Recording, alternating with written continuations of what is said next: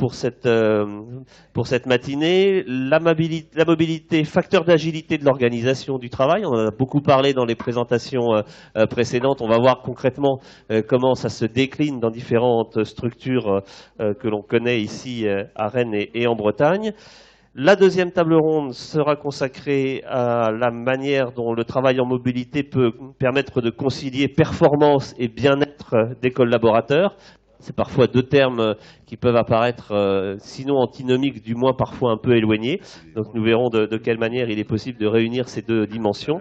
Et puis enfin, la dimension des relations de l'entreprise avec son environnement ou son écosystème, comme on dit aussi souvent, grâce à la mobilité, une sorte d'entreprise étendue qui serait davantage, sans mauvais jeu de mots, connectée à son territoire ou à son environnement. Pour parler du premier thème, donc agilité de l'organisation au travail, ils ont déjà pris place et je les en remercie. Trois intervenants qui sont Marc Potel, qui est de la Caisse d'épargne Bretagne Pays de la Loire, qui va nous dire comment dans sa structure bancaire, eh bien, cette dimension du numérique a été déployée et avec quels résultats. Et c'est en cours, hein, soyons prudents, tout ça c'est un peu une expérimentation, ça prend du temps, il faut combattre des préjugés et modifier les habitudes. Certainement, vous nous en parlerez, Marc, vous êtes j'allais dire un habitué de ces réunions de BMA, vous faites partie de la structure de réflexion et d'animation autour de ces questions-là. Donc tout ce qui touche à ces questions de mobilité vous passionne depuis longtemps et vous avez déjà par le passé montré qu'à la Caisse d'épargne, justement, il y avait des initiatives très concrètes qui étaient mises en œuvre dans ce domaine.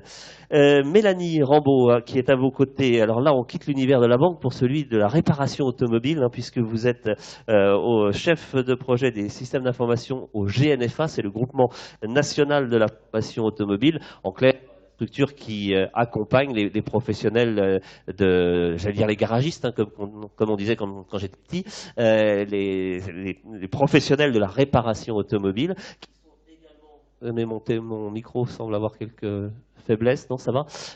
Des professionnels qui sont aussi confrontés à l'arrivée massive du numérique à bord du véhicule, l'électronique embarquée et les véhicules communicants, c'est déjà depuis de longues années une réalité. Ça modifie évidemment leur manière de travailler et d'être formés à ces questions. On verra du côté de Ploufragan, puisque c'est là qu'est situé votre centre, comment vous accompagnez également ces démarches. Et puis, après l'automobile, une autre réparation, mais humaine, celle-là, c'est la santé qui va nous intéresser avec vous, Stéphanie Kiguer, chef de projet au groupement e-santé Bretagne, c'est comme ça aussi qu'on dit, GCS, j'ai déjà oublié le sens de l'acronyme.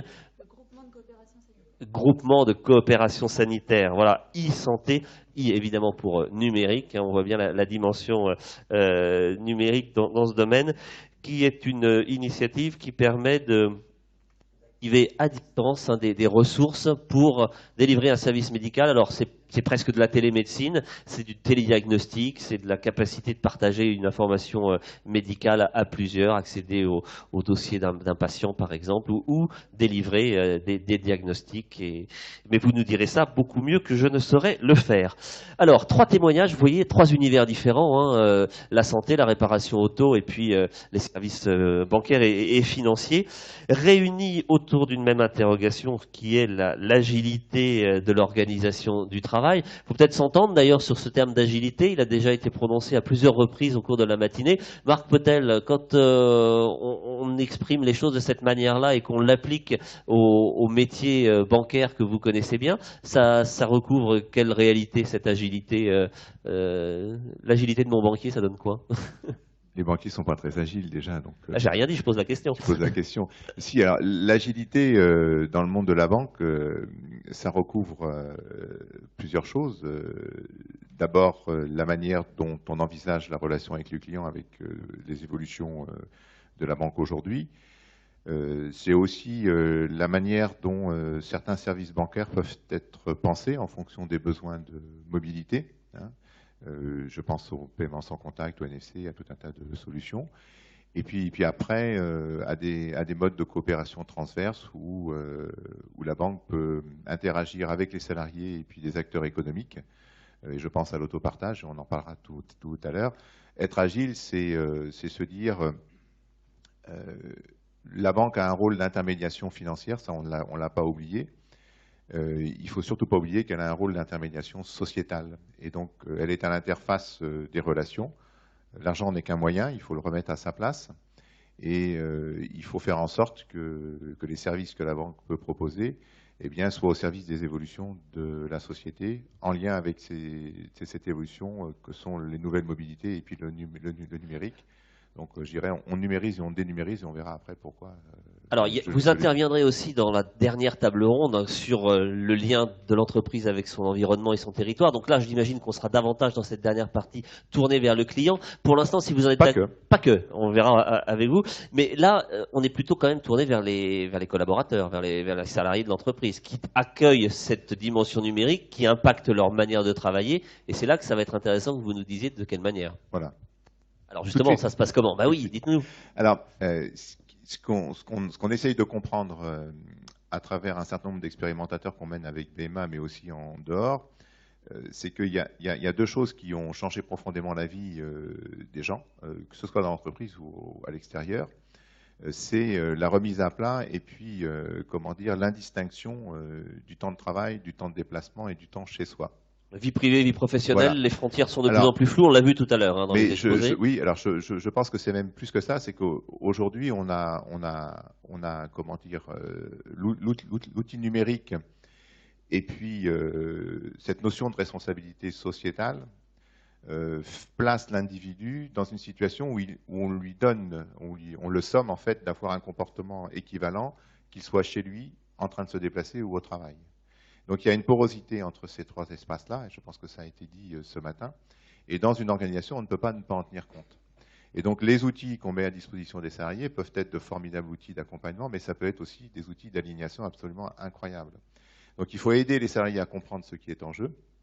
Et donc la question de cette efficacité du travail par le numérique relève d'abord de la capacité qu'a une organisation à permettre à ses salariés de comprendre ce qui est en jeu. Ça veut dire qu'il y a de la formation qui est délivrée. Alors, il y a surtout de l'expérimentation. C'est-à-dire que moi j'ai une chance, c'est que je suis dans une entreprise où on me permet d'expérimenter et c'est au cœur des problématiques de BMA.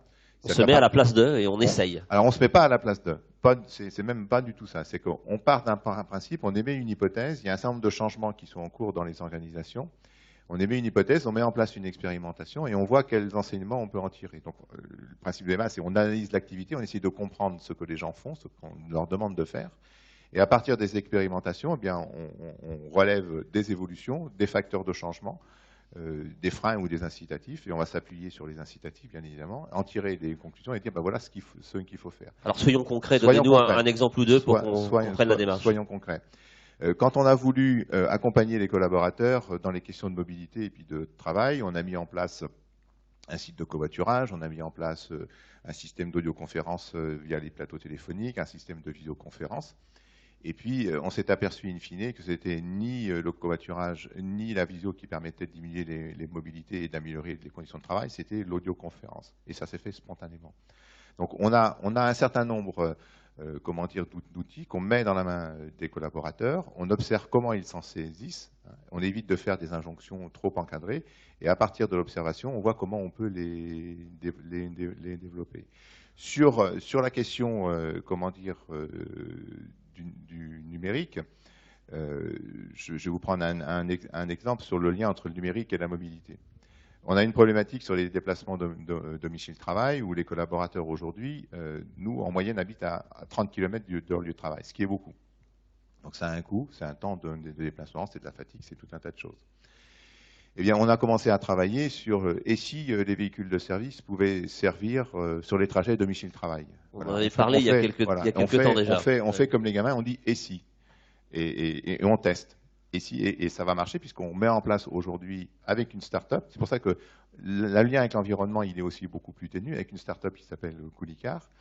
Et on s'est dit, on va tester cette question de l'autopartage. On le resitue dans le cadre d'un plan de déplacement inter-entreprise, et on est en dialogue avec les professionnels de l'automobile et des concessions, parce qu'on se dit, et si cette flotte de véhicules, au lieu de la louer à des loueurs qui font de la spéculation financière, on la confie en gestion à des concessionnaires garagistes qui demain n'auront plus de travail de proximité. On réintroduit du service de proximité. Donc vous voyez comment le numérique, avec la question de l'autopartage, peut permettre, à une entreprise d'interagir. Les véhicules, sont une ressource.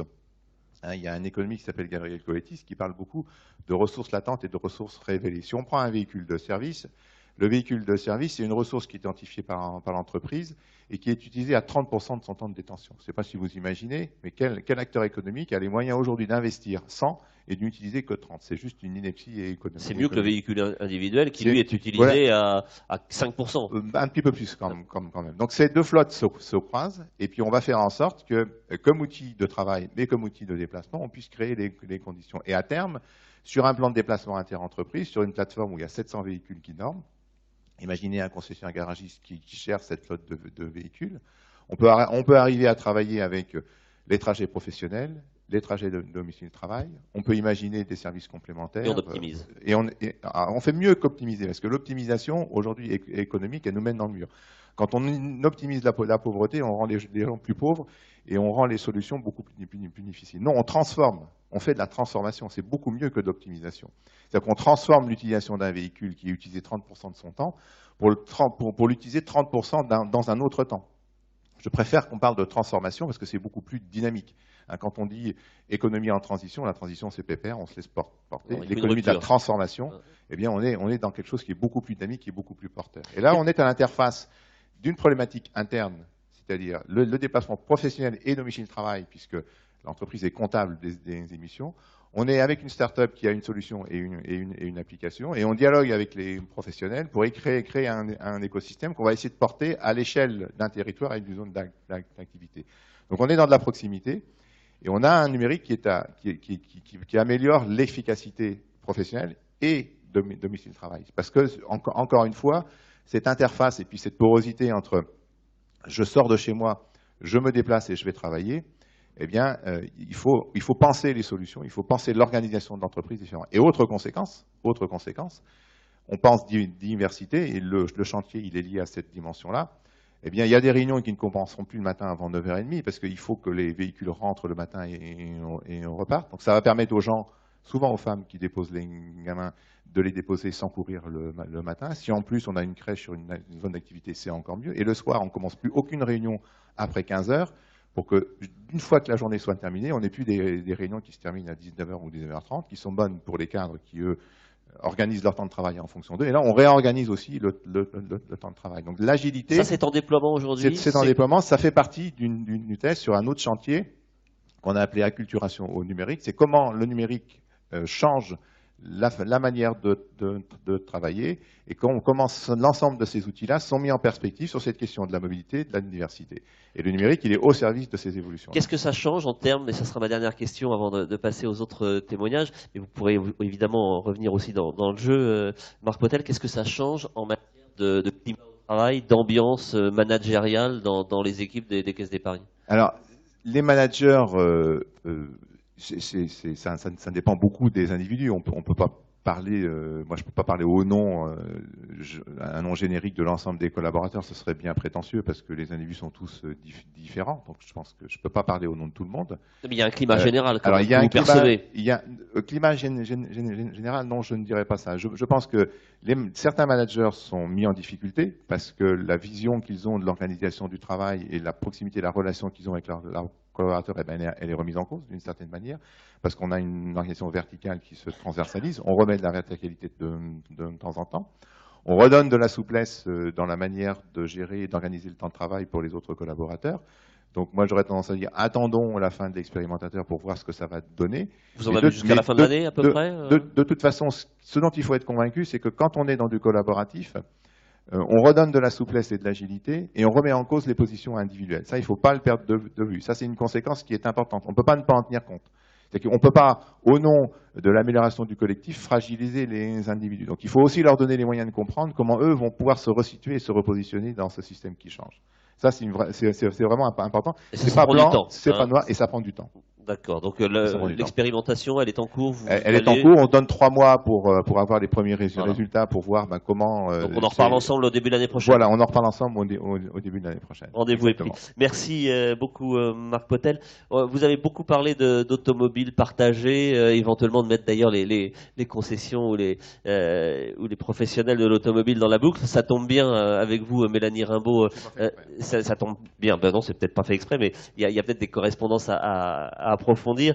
Vous êtes, je le disais, au chef de projet système information du GNFA, et vous, la démarche que vous avez mise en place dans un monde assez traditionnel, quand même, il faut bien le dire, c'est d'utiliser le numérique pour acquérir des compétences nouvelles et un peu permanentes, formation continue pour la réparation des véhicules, parce que c'est vrai que ça change beaucoup. Chaque nouveau modèle génère son lot de spécificités. Donc on met moins les mains dans le capot moteur qu'avant, ou on le fait différemment? Voilà, on le fait différemment. En fait, nous, on a 2 problématiques. C'est de faire venir les professionnels de l'automobile en formation et de réduire les coûts de ces formations. Donc en fait, on a beau avoir au GNFA beaucoup de centres physiques qui pratiquent de la formation traditionnelle avec tous les nouveaux véhicules qui nous sont prêtés par les constructeurs, de façon à ce que les professionnels puissent les découvrir, que ce soit les professionnels de la vente ou les réparateurs, parce qu'on s'adresse en fait aux deux. Voilà, c'est ça, tout à fait. Sur ces formations classiques, en fait, on a un problème de fort taux d'absentéisme. Les formations classiques, c'est en présentiel. On va dans le centre, on prend sa journée. Et puis, il faut que les professionnels se rendent dans le centre. Donc même si on essaye d'avoir beaucoup de centres et qu'ils n'aient pas trop de routes à faire, on se rend compte qu'on a énormément de professionnels qui ne viennent pas.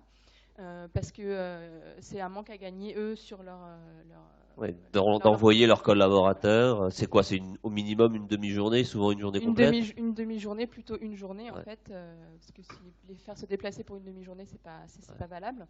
Donc, pas satisfaisant jusqu'à présent. Pas satisfaisant, surtout que les coûts de la formation sont pour nous très élevés, puisque il faut faire venir les véhicules, il faut libérer les formateurs. Ça devenait assez compliqué. Donc, du coup, on est parti sur une stratégie complètement inversée, où en fait, on va proposer plutôt aux professionnels de l'automobile de se former de leur garage ou de leur concession à partir d'un ordinateur ou d'une tablette, même éventuellement de leur téléphone, en rejoignant en fait un univers virtuel où ils vont retrouver leur contexte professionnel et avoir à faire une série de jeux ou de formations qu'on appelle les serious games. Ils vont être accompagnés en fait par un avatar, un formateur numérique qui va les guider dans le cadre de leur formation. Et ça marche sur tous les types de formations. Vous disiez à la fois technique et commerciale. Vous avez déployé cette approche dans les 2 dimensions. Tout à fait, en sachant que, évidemment, tous les types de formations ne sont pas transposables en numérique. Je pense par exemple aux mécaniciens qui ont quand même besoin de mettre. Oui, quand je disais mettre les mains dans le moteur, démonter la bielle, c'est plus simple de le faire en vrai. C'est des formations qui accompagnent, qui soutiennent des formations présentielles classiques dont on ne pourra pas se débarrasser. Pour certaines formations, il faut avoir un retour d'effort, il faut manipuler physiquement les choses, mais pour les métiers de la vente ou les réparateurs ou tout ce qui est service après-vente, ou même pour les techniciens, certaines formations sur le respect des normes de sécurité ou le respect des normes environnementales s'adaptent tout à fait bien à l'univers virtuel et sont très populaires et fonctionnent vraiment très bien. Alors vous le disiez, l'une des raisons de cette démarche, c'était la lutte contre le taux d'absentéisme. Vous avez fait baisser les statistiques dans ce domaine, ou améliorer le score si on regarde de manière positive? Voilà, en fait, on se rend compte que les professionnels de l'automobile rajeunissent eux aussi, et que par rapport à une population... Donc ils sont à l'aise avec l'outil. Voilà, même au contraire, ça plaît énormément de devoir utiliser des tablettes. C'est beaucoup moins ringard, on va dire, que le bloc et le papier crayon. Que de venir en formation, où des fois, c'est vrai que ça rappelait des mauvais souvenirs des bancs de l'école pour certains. Ouais. Voilà. Et là, en fait, avec toute cette... ce qu'on appelle les jeux sérieux, les serious games, ça plaît vraiment beaucoup parce que sous couvert d'un jeu avec on apprend des choses, des missions, des étapes, des récompenses, en fait on apprend énormément. Est-ce que vous avez pu mesurer l'impact de cette nouvelle, cette nouvelle pédagogie, parce que c'en est une d'une certaine manière, sur l'appropriation des compétences et la restitution de ces compétences en direction des clients. Est-ce qu'il y a une modification aussi de la situation, je pense notamment aux commerciaux? Alors en fait, on a tout un projet de validation des acquis et on compare en fait les acquis qui ont été récupérés pendant ce type de formation et qu'on compare par rapport à des formations classiques. Maintenant, ce qu'il faut savoir, c'est que les jeux sérieux, c'est quelque chose d'assez récent. Ça fait que quelques années qu'on l'a mis en place. Donc on est vraiment pour l'instant encore au début de ces mesures. On constate que si les compétences acquises durant ces formations ne sont pas tout de suite utilisées, généralement elles sont... Ça s'oublie vite. Hein, voilà, ouais. ça s'oublie vite. Et donc il faut sans cesse en refaire. C'est pour ça qu'on est parti sur un univers qui est disponible en permanence, de façon à ce que les personnes puissent... On peut faire des petites piqûres de rappel à son rythme pour vérifier telle acquisition. Voilà. Et puis surtout, comme ça, créer une communauté, parce que nous, ce qui manquait aussi beaucoup, c'était une communauté. Comme chez Orange, là, on l'a vu tout à l'heure. Voilà, c'est que les personnes entre elles continuent à se contacter, s'échanger les bonnes pratiques. Voilà. Ce qui manquait beaucoup dans l'univers de la formation professionnelle. C'est une démarche, c'est ma dernière question à ce stade de notre échange, est-ce que c'est une démarche régionale ou est-ce que là vous vous inscrivez dans un contexte national piloté par le GNFA au niveau global? Alors c'est national, en fait, on déploie ça sur toutes nos formations partout en France. Moi, le centre dont je dépends est effectivement basé physiquement à Ploufragan, c'est là où sont toutes les équipes qui développent et qui déploient ce système, mais on le déploie sur tous nos centres au GNFA. Très bien, mais on suivra ça avec intérêt, on regardera plus de la même manière alors quand il réparera notre véhicule. Merci pour ce témoignage. On va poursuivre peut-être avec le micro, ça sera plus commode pour vous. Voilà, ce micro sans fil. On va aller dans l'univers de la santé avec vous, Stéphanie Kiger, chef de projet e-santé. Alors c'est la santé... pas par les plantes, mais numérique, là, c'est ça?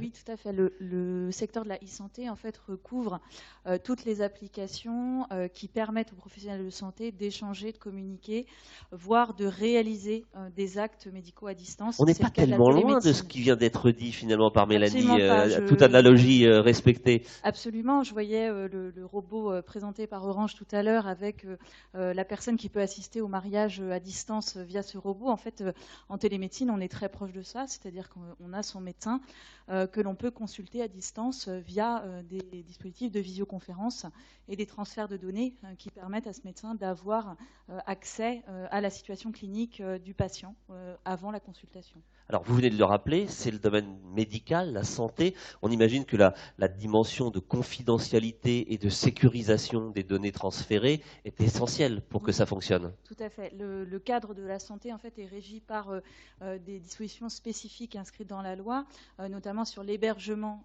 de ces données, la confidentialité de l'accès, la capacité, en fait, de bien être certain que la personne qui se connecte au dossier est bien celle qui doit se connecter. Donc, c'est vrai qu'au niveau du GCSI Santé Bretagne, on est aussi garant pour la région du respect, en fait, et de l'accompagnement de nos membres dans l'appropriation de ces cadres juridiques qui peuvent être vécus comme étant un peu contraignants. Alors, Marc Potel, dans le domaine d'activité qui est le sien, évoquait tout à l'heure les expérimentations qui sont menées à la Caisse d'épargne. Est-ce que le GCS e-Santé Bretagne pilote lui aussi des expérimentations qui pourraient éventuellement faire école au niveau national ensuite ?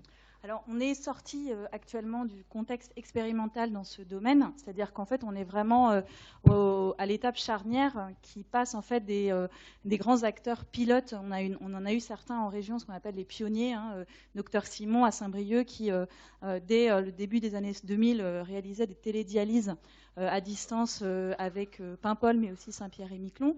Et depuis, on va dire, 5 ans, depuis presque 5 ans, le ministère de la Santé s'est inscrit dans une logique d'industrialisation de la télémédecine. Donc ça passe par la mise en œuvre au niveau régional de plateformes qui permettent d'interconnecter l'ensemble des acteurs entre eux. Donc en Bretagne, on a notre plateforme qui s'appelle Steren, donc Étoile, et qui permet justement de faire du lien, de mettre à disposition à la fois des matériels adaptés à l'usage et aux configurations dans lesquelles les professionnels vont exercer soit de leur bureau, soit en mobilité, puisqu'on a également de la télémédecine qui se réalise au domicile du patient. Et puis un ensemble de méthodologies, parce que la télémédecine, ce n'est pas que de la technique, ce serait vraiment à travers de prendre ces projets par le biais de la technologie. C'est avant tout un projet d'organisation, un projet médical qui permet de répondre à un besoin de prise en charge par une organisation que l'on va mettre en place, et une réponse à ce besoin et un projet d'organisation. Parce que la télémédecine transforme les relations professionnelles entre les différents acteurs, puisque le médecin n'est plus à côté de son patient, il est assisté par un autre médecin moins spécialiste ou un professionnel de santé type infirmier. Oui, qu'on comprenne bien, pour peut-être prendre un exemple, comment ça fonctionne. Je souffre d'une affection, je sais pas, pulmonaire ou je sais pas quoi. Je vais voir mon médecin traitant habituel qui va me dire, bah, attendez, là-dessus, vu ce que je vois, je suis pas spécialiste, il faut l'avis du spécialiste. On va se connecter et on est directement, c'est ça, sans que j'ai besoin d'aller à 20 km ou 50 km chez ce spécialiste en question. Alors, il y a ce que vous faites référence à deux types d'actes différents. Vous allez préciser. C'est-à-dire, en fait, la télémédecine inscrite dans la loi, c'est 5 actes. On ne va pas les détailler, mais en gros, il y a le fait de pouvoir consulter son médecin à distance. Donc ça, c'est une prise de rendez-vous, une préparation de dossier. C'est-à-dire, vous n'allez pas chez votre médecin et directement vous êtes contacté au spécialiste, mais votre médecin traitant va, parce que vous le justifiez, puisque vous avez du mal à vous déplacer, vous êtes en zone isolée, par exemple sur une île, va programmer un rendez-vous avec un médecin expert dans le cadre d'une convention de télémédecine et d'un contrat qui lie sa structure à la structure qu'on dit requise, c'est-à-dire l'expert. Tous ces actes-là sont bien encadrés. Ouais, c'est bien encadré, voilà, ça c'est important. Encadré. Et puis, il y a la téléexpertise, c'est-à-dire vous êtes un cas un petit peu particulier et puis où votre médecin a des difficultés, par exemple, à soigner votre plaie. Vous avez un escarre et puis c'est en train de devenir critique. On se pose la question de savoir si vous allez garder votre petit doigt, par exemple. Et là, au lieu de vous déplacer parce que c'est compliqué, il va d'abord en fait faire appel au médecin via une téléexpertise, c'est-à-dire qu'il va lui envoyer des photos et le chirurgien vasculaire va lui dire voilà. ce patient doit être envoyé en urgence, par exemple, vers le centre de référence. Ou alors, je vous propose de voir ce patient en téléconsultation et du coup, on va définir ensemble un protocole de soins adapté. Donc ça, c'est de la téléexpertise, c'est 2 actes bien différents. Et ensuite, il y a un 3e acte qui est intéressant pour les questions de mobilité, c'est la télésurveillance. Vous êtes, en Bretagne, on a une grosse activité sur la surveillance des pacemakers. On vous implante un pacemaker et au lieu de venir tous les mois ou tous les 2 mois voir si votre cardiologue pour voir justement si votre situation est stable, vous allez avoir une petite puce en fait à côté de ce pacemaker et tous les soirs, cette puce en fait va envoyer des données à un dispositif qui est à côté de votre lit. Du télérelevage, voilà, en fait. Et qui va en fait envoyer un rapport d'activité au centre de référence avec des alertes, c'est-à-dire que si votre rythme cardiaque descend en dessous d'un certain seuil, alors l'infirmière coordinatrice est informée et vous allez être contacté par le médecin. Alors, ce que vous nous décrivez là, on a l'impression que c'est déjà, c'est presque pas de la science-fiction, mais du futur intéressant. Ça concerne combien de personnes en Bretagne, justement? On est encore sur des dimensions assez limitées en termes de population concernée, ou bien ça se généralise progressivement? Alors, ça se généralise progressivement. Il y a des domaines sur lesquels la télémédecine est aujourd'hui indispensable, c'est-à-dire qu'on ne peut plus fonctionner sans. C'est le cas, par exemple, de la téléradiologie, puisqu'on manque de radiologues. Donc, on a un impact en fait de démographie médicale qui fait que tous les centres hospitaliers n'ont pas la possibilité d'avoir un radiologue sur place pour interpréter vos clichés. Donc, aujourd'hui, on a 4000 actes par an de téléradiologie qui sont réalisés en région Bretagne. En ce qui concerne la téléconsultation, on est en cours justement de déploiement de ces activités, mais on a à peu près 500 actes qui sont réalisés d'ores et déjà, en sachant que les périmètres d'usage sont en plein développement. Et la configuration spatiale de la région facilite peut-être le déploiement, puisqu'on sait qu'il y a un maillage de villes moyennes en Bretagne, 2 grands pôles à l'ouest et à l'est, 2 grands pôles médicaux aussi, Rennes et Brest, et puis entre les deux, justement, peut-être ces outils-là permettent l'étoile stérène, c'est comme ça qu'on dit. En fait, il y a réellement un enjeu d'aménagement du territoire, voilà, d'accessibilité, de l'égalité aux soins.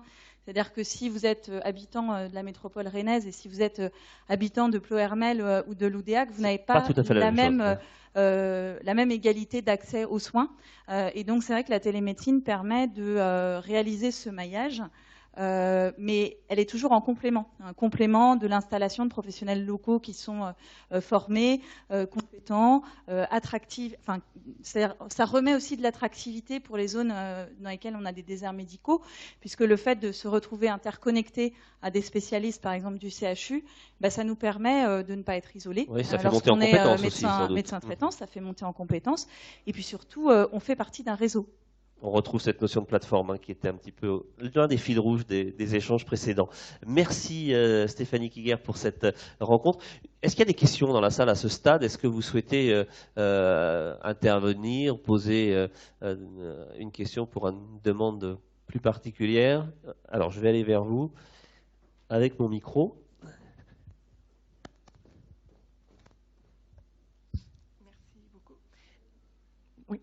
Bonjour, donc c'est une question pour Madame Kiger. Excusez-moi si j'écorche votre nom. J'ai une question en fait par rapport à cette télémédecine. Je me demande en fait l'accueil des patients en fait par rapport à ça. Et est-ce qu'on n'est pas un petit peu là dans la banalisation un petit peu de la maladie et comment ça peut être vécu en fait? En fait, on réalise rarement des actes de télémédecine tout seul. C'est-à-dire, il existe aujourd'hui des cabines. Il y a certains fournisseurs industriels qui proposent des cabines. Vous rentrez dans la cabine et puis le médecin à distance vous demande de brancher tel élément pour prendre votre tension, votre glycémie, etc. Nous, on n'est pas du tout là-dedans. Et d'ailleurs, le Conseil de l'ordre français, en fait, demande à ce que la télémédecine intègre une dimension humaine et de coopération pluriprofessionnelle très forte. C'est-à-dire que vous n'êtes jamais seul, vous êtes pris en charge par un professionnel local, souvent en fait un personnel infirmier qui va d'une part vous expliquer ce qui va se passer parce que vous avez le droit de refuser de faire de la télémédecine. Il y a une information et un consentement éclairé qui doit être donné. Et par ailleurs, en fait, vous allez être mieux pris en charge. C'est-à-dire que plutôt que de vous déplacer, d'aller voir votre médecin spécialiste, de revenir voir votre médecin traitant ou votre infirmière avec un compte-rendu et un protocole de soins, en fait, ces professionnels vont être directement intégrés dans votre prise en charge. C'est-à-dire que le soin qui va vous être donné va être directement supervisé par un professionnel expert. Donc, en ce sens-là, je pense que la télémédecine recrée du lien entre les différents acteurs. Merci pour cette question et cette réponse. Est-ce qu'il y a d'autres questions, remarques ou commentaires dans la salle? Oui, monsieur.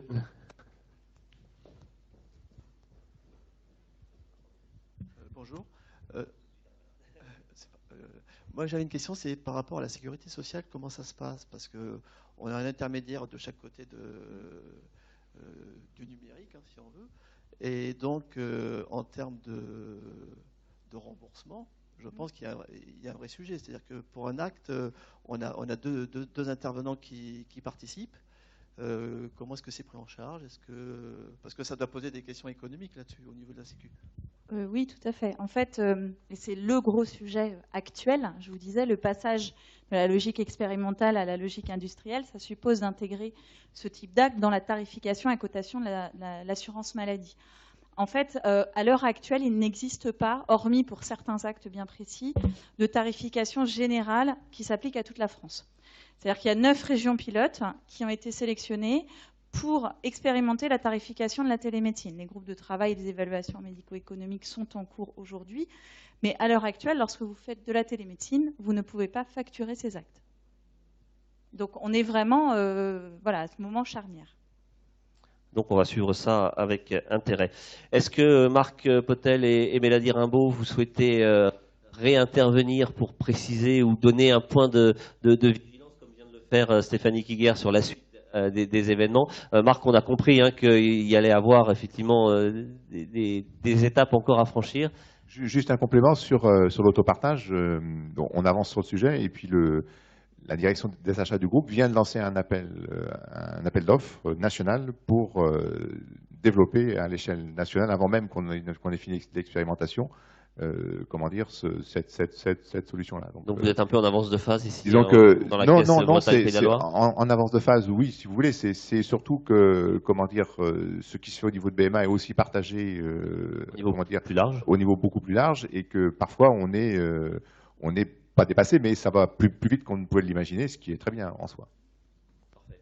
Mélanie, pas de points complémentaires. On vous remercie tous les trois pour ce premier éclairage. On a compris que je pense qu'on peut enlever le « et si ». La mobilité était un facteur d'agilité de l'organisation du travail. Vos 3 exemples ont